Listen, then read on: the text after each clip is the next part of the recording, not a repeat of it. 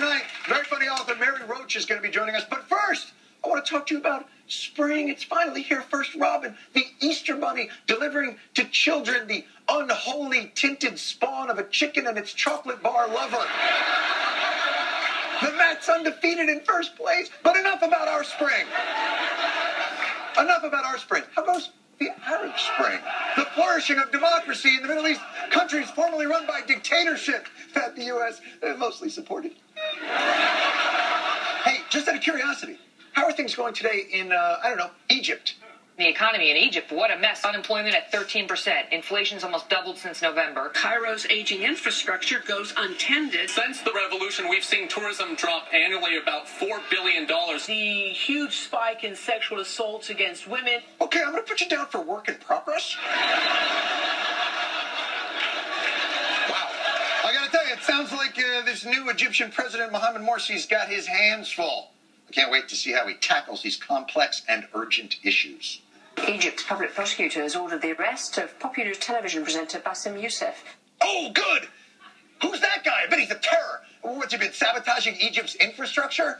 Or harassing Egyptian women on the streets? Or unemploying Egyptian people? What's he do? Bassem Youssef hosts a TV show known for poking fun at the president.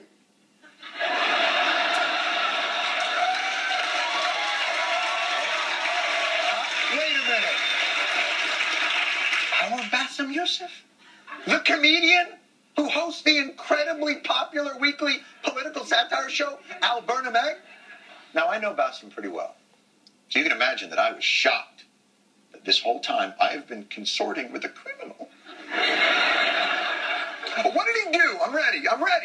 The country's top prosecutor issued an arrest warrant charging the comedian with insulting both the president and Islam. That's illegal?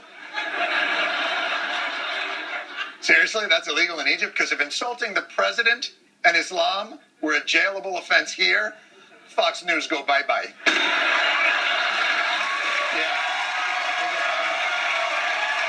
But they don't go bye-bye. But I guess the rules on freedom of expression are a little different in Egypt.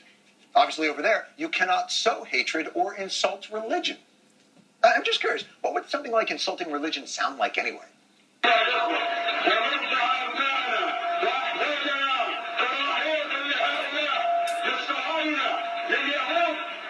Oh, that's insulting, all right. I mean, wow. I'm sure that when President Morsi hears about that, he is going to be so angry. I'm sorry, that is President Morsi? Really? He didn't by any chance precede those remarks with, "Here's the sort of thing you really shouldn't say in Egypt," did he? No? Oh. By the way, if you are gonna nurse your children on Zionist and Jew hatred, you really got to breastfeed. I mean, it's the only way to ensure that your kid gets all the anti-Semitic nutrients that he needs. I mean, I guess in a pinch you could buy Gerber's Elders of Zion formula, but it's a lesser product. Now, that was probably a one-time thing for Morsi. We all lose our heads occasionally and insult religion. Even in Egypt, just once, right? Once?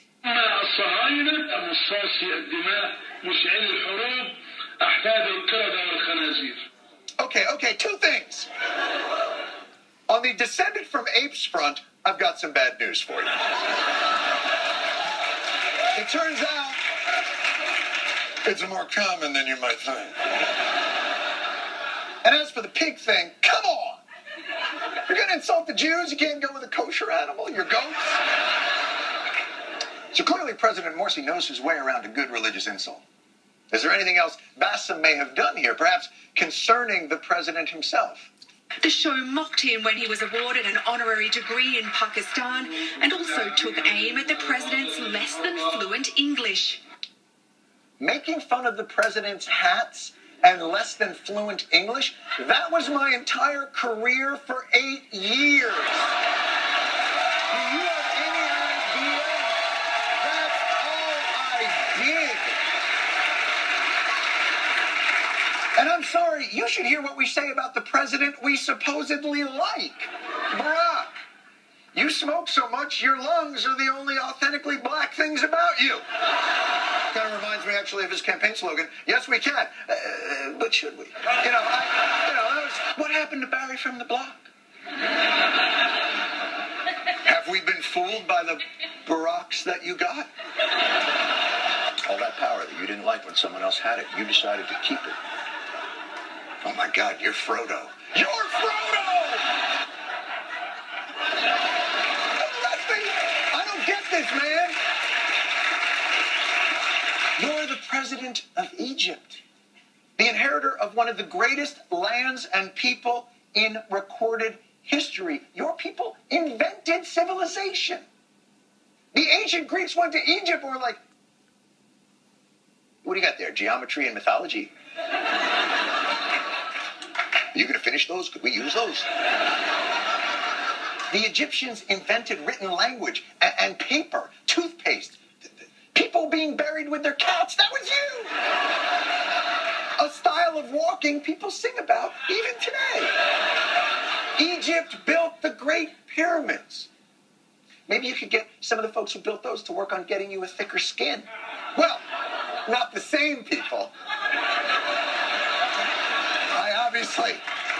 I can't handle 2 Passovers. I can't handle it. So Bassem Youssef pokes fun of your hat and your lack of promised democratic reforms. What are you worried about? You're the president of Egypt. You have an army. He's got puns and a show. You have tanks and planes. We should know. We still have the receipts. Look. Silencing a comedian doesn't qualify you to be president of Egypt. Just president of NBC. I mean, I gotta tell you something. Talk about a once proud empire. Whatever problems you have in Egypt, at least you didn't greenlight Smash. Look, when you're... Sorry. A couple of bloggers just went nuts. When you are actually powerful, you don't have to be petty. I know, I'm petty all the time. And the truth is, look, come here, let me talk to you. Come here. Booby. What are you worried about, Mr. President of Egypt? The power of satire to overthrow the status quo? I've been doing this crap fest for 15 years. Granted, I'm not as popular as Bassem, but we've had our nights. And just so you know, there's been a grand total of 0 toppled governments we brought about during that time. We couldn't stop the Iraq War. We tried. I couldn't even get Jim Cramer off the air. Jim Cramer, it's a money show where sound effects give you stock investment advice. But come on. Charging Bassem Youssef with insulting Egypt and Islam? I know Bassem. Bassem is my friend, my brother. There are 2 things he loves in this world with all his heart: Egypt and Islam. And his family. The 3 things. There's 3. And what is that flatbread with the cheese? It's tart. It's like a white. It's not Baba Ganoush. It's like there's 4 things that he loves. My point is, Bassem Youssef loves Egypt so much he chooses to live there, even though some crazy guy is threatening to arrest him. Oh, right.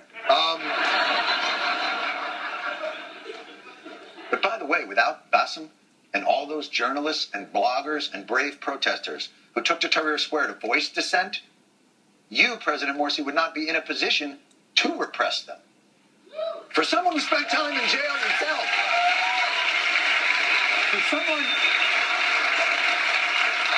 for someone who spent time in jail yourself under Mubarak, you seem awfully eager to send other people there for the same non-crimes. And just like you, they will only emerge from prison stronger and more determined. So, all sending comedians and bloggers to prison accomplishes is lowering the quality of prison yard athletics.